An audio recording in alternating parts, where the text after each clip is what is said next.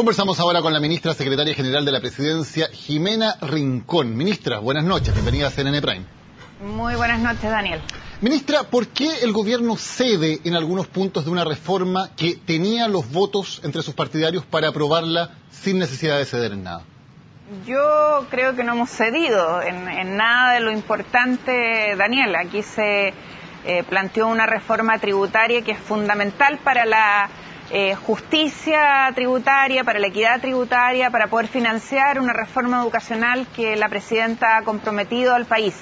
Y esta reforma va a recaudar los 8.200 millones de dólares que comprometió la presidenta y además va a hacer que los que más tienen paguen más, sin dejar de ser importante para el ahorro y para las inversiones, que es lo que ha planteado el ministro Arena desde el primer momento. Por lo tanto, no hay un espacio para ceder, sino que muy por el contrario, hay un espacio para escuchar, para dialogar, para sumar voluntades y aprobar una reforma que es fundamental para las transformaciones que la presidenta ha comprometido. Ministro, usted dice que no se ha cedido en nada, ni en el tema de la recaudación, ni en el tema de la justicia tributaria, pero le voy a citar a dos expertos que no son precisamente de derecha, ni mucho menos.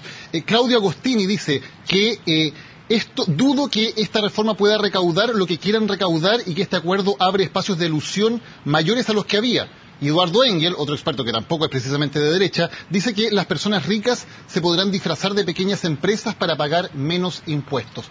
Expertos que dicen claramente que aquí hubo objetivos importantes que no se están cumpliendo. A ver, primero, yo no me voy a hacer cargo de las dudas de mi amigo Claudio Agostini. Él dice que duda pero no hace una afirmación tajante.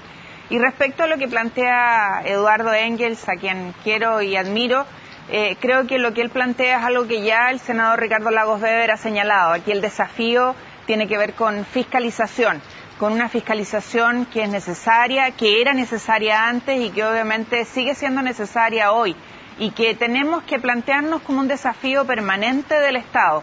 ¿Cómo hacemos que hombres y mujeres cumplan con la normativa y se respete algo que es fundamental para un Estado de Derecho, y cuáles son sus normas, sus reglas, sus acuerdos, en este caso en materia tributaria? Ministra, cuando hay una reforma que se presenta en un primer momento con un video hecho por el propio gobierno en que se hablaba de que esta reforma tocaba los intereses de los más poderosos y que por eso ellos se oponían a la reforma, se hablaba de los poderosos de siempre, y al final el presidente de la Asociación de Bancos termina diciendo que en lo que toca a la renta atribuida, él se considera el papá de la guagua, uno se pregunta, ¿algo cambió aquí en el trámite?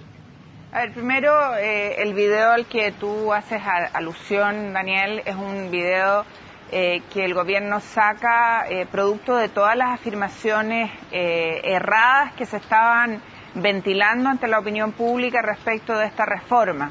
Y respecto al padre de la guagua, la verdad es que prefiero omitir esas expresiones, creo que son poco afortunadas, y aquí los padres y madres de esta guagua, la reforma tributaria, son hombres y mujeres que legislan en el Parlamento y, por cierto, el gobierno, que ha tomado la decisión de sacar adelante esta reforma que es fundamental para lograr la justicia en nuestro país.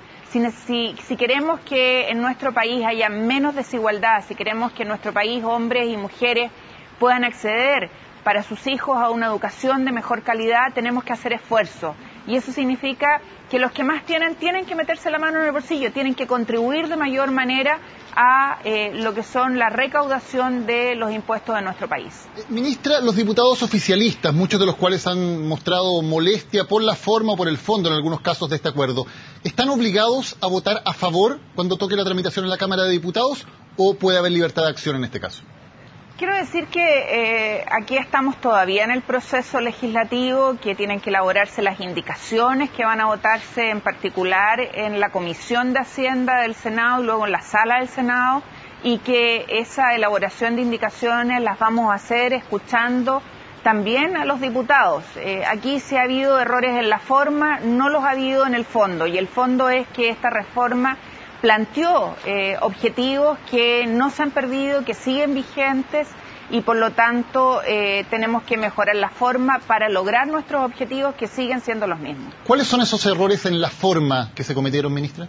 No, si ha habido alguno, tiene que mejorarse. Yo creo que el que reclaman los parlamentarios, los diputados, tiene que ver con la comunicación, con el estar informados en el detalle de lo que fue el protocolo de acuerdo, pero no respecto de que se seguía en la línea de lo planteado en la Cámara de Diputados. Aquí, y lo dije yo este fin de semana, el trabajo que hicieron los diputados fue fundamental para poder hacer lo que se ha hecho en esta segunda etapa.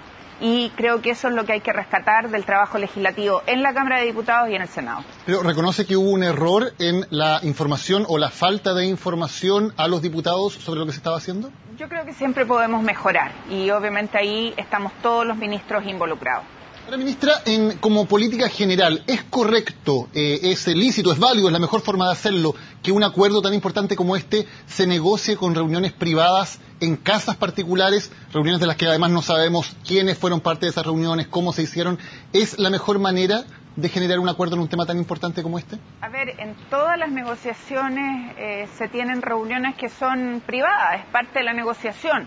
Y yo me quedo con lo que se ha dicho públicamente, lo ha señalado el ministro Peñilillo respecto de cualquier reunión que se aduzca. La verdad es que todas las que han habido son conocidas y son esas las reuniones que han materializado y posibilitado el acuerdo. El día martes de la noche hasta tarde hubo reuniones en el Senado de la República donde estaban los miembros de la Comisión de Hacienda, los de gobierno y los de oposición. Y obviamente se hace público una vez que se consensúa la redacción final del acuerdo, pero es parte de lo que son las negociaciones. Lo importante es que no se trance, y eso es lo que queda en el relato de esta reforma, no se trance el objetivo de la reforma, recaudar estos recursos para poder financiar una reforma que va a dar justicia a la educación en nuestro país y obviamente que logre la equidad en materia impositiva, la eficiencia en materia impositiva, y es lo que nos deja esta negociación. Ministra, cuando el senador Andrés Saldívar dice este tipo de soluciones requiere una cierta manera de hacer las cosas que no puede hacerse de cara a la opinión pública, no todo el mundo puede estar en la cocina, ¿son declaraciones que usted comparte? A lo mejor son expresiones a las que no estamos muy acostumbrados y que no nos gustan, pero claro, no cabemos los 15 millones de habitantes en la mesa de la Comisión del Senado a efecto de llegar al acuerdo. Lo importante es que antiguamente se llegaba a consensos por el veto de la derecha, el veto de la minoría que no nos permitía avanzar. Hoy día no aceptamos los vetos porque la inmensa mayoría de los ciudadanos en el país aprobó un programa de gobierno que la presidenta comprometió. Y lo que vamos a hacer es dialogar. Lo que se ha hecho es dialogar para poder aprobar una reforma que es la reforma del gobierno que permite financiar la reforma educacional tan necesaria para que nuestros niños y nuestras niñas tengan calidad en la educación. Pero, ministra, las reuniones, por ejemplo, en el Congreso o en la Comisión son reuniones que sí se hacen de cara a la opinión pública, todos sabemos quiénes asisten, sabemos quiénes exponen, etcétera. La pregunta es por las reuniones que, lo han reconocido algunos de los propios actores, se hacen en casas particulares, en la cocina, por poner ese término que pone el propio senador Saldívar, donde no sabemos quiénes están en la cocina, no sabemos si hay lobistas, representantes de las empresas, quiénes son los que están negociando. A ver, Daniel, yo no me voy a hacer cargo de supuestos. Aquí el ministro hoy día, Rodrigo Peñilillo, ha sido clarísimo respecto a este punto y yo me quedo con las negociaciones que ha tenido el ministro de Hacienda con los miembros de la Comisión de Hacienda y la que ha permitido materializar este diálogo que se traduce en indicaciones que van a aprobarse en la comisión y que van a materializar una reforma que va a recaudar 8.200 millones de dólares, que elimina el FUT, que era tema de discusión eterna y a la que se oponía la derecha, que posibilita justicia en materia tributaria y que va a dar educación para nuestros niños y nuestras niñas de calidad. Pero, ministra, el propio ex ministro de Economía del presidente Piñera, el ex ministro Fontaine, ha dicho que se reunió en su casa particular con el actual ministro de Hacienda, Alberto Arenas. O sea, no es una reunión ni en el ministerio, ni en el Congreso, ni entre autoridades, ni parlamentarios. Yo me quedo con la afirmación del ministro Peñalillo, que ha dicho que no ha habido tales reuniones. O sea, ¿mintió el exministro Fontaine? No me voy a hacer cargo de esa afirmación, Daniel.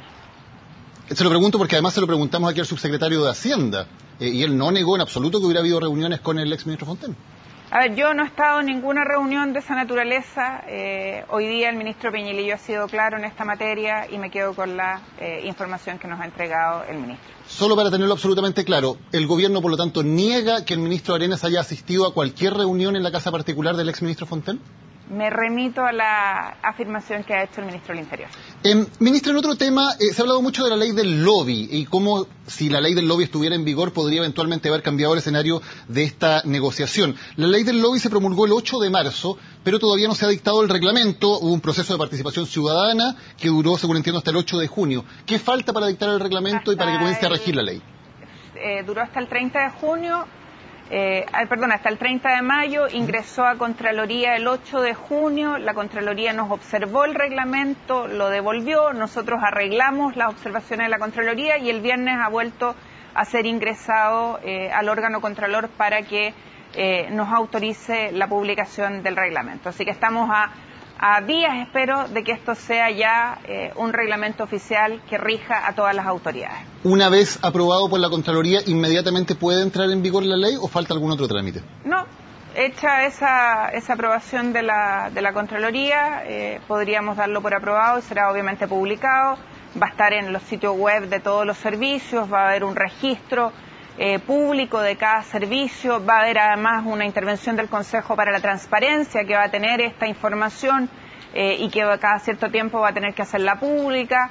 La verdad es que es un reglamento bastante claro en orden a ver cómo tienen que comportarse las autoridades y qué información tienen que publicar. Y en este registro público se va a llevar un registro, valga la redundancia, de todas las reuniones que tengan, por ejemplo, los ministros. Si un ministro se reúne en su casa o en un lugar que no sea su despacho con otras personas, ¿tiene que llevar también registro de esas reuniones? En su despacho o no despacho, todas tienen que ser registradas, salvo obviamente un cumpleaños, un matrimonio o una comida familiar. Pero cualquier reunión que tenga relación con su trabajo tiene que quedar registrada. Efectivamente, cualquier reunión de trabajo tiene que quedar registrada. Ministra, finalmente, este proceso, la forma en que se ha negociado este acuerdo por la reforma tributaria, ¿debería ser un modelo a seguir para negociar también la reforma educacional? ¿Debería hacerse de una manera similar a cómo se ha llevado a cabo este acuerdo? Se ha dicho hoy día también esto por parte del ministro, esta es un procedimiento, una forma de trabajo que siguió la reforma tributaria y cada reforma seguirá el procedimiento que requiera de acuerdo a las circunstancias. Ministra Jimena Rincón, gracias por habernos acompañado hoy en CNN Prime. Buenas noches. Muchas gracias a ustedes, Daniel. Vamos a la pausa, ya volvemos con más. Esto es CNN Prime.